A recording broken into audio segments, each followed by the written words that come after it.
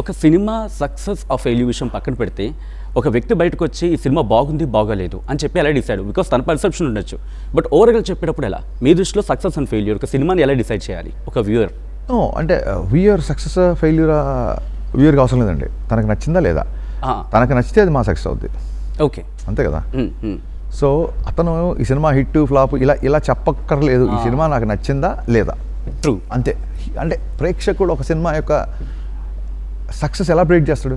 ఎందుకంటే మేము ఎంత కమ్మాము, ఎంత వస్తే మాకు ప్రాఫిట్, ఎంత వస్తే హిట్, ఎంత రేట్లు, ఇవన్నీ మాకు తెలుసు కదా. అవును, అతనికి నచ్చిందా లేదా అనేది ప్రాతిపదిక తీసుకొని మాట్లాడితే బాగుంటుందని. అంతే. ఇంట్రెస్టింగ్. ఎందుకంటే నేను కొన్ని సినిమాలు ఒక టైంలో చూసినప్పుడు అరే సినిమా బాగుంది బట్ కట్ చేస్తే failure and talk, flop and talk. ఎందుకు నా షాక్ సినిమాని చాలామంది అలా అంటారు.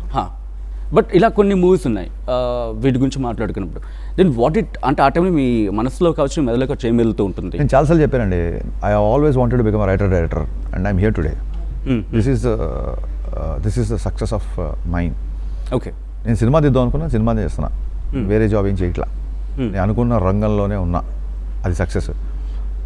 అనుకున్న రంగంలో, నచ్చిన రంగంలో నాకు నచ్చిన పని చేస్తున్నా. నాకు నచ్చే పని మీకు కూడా నచ్చితే అది బోనస్.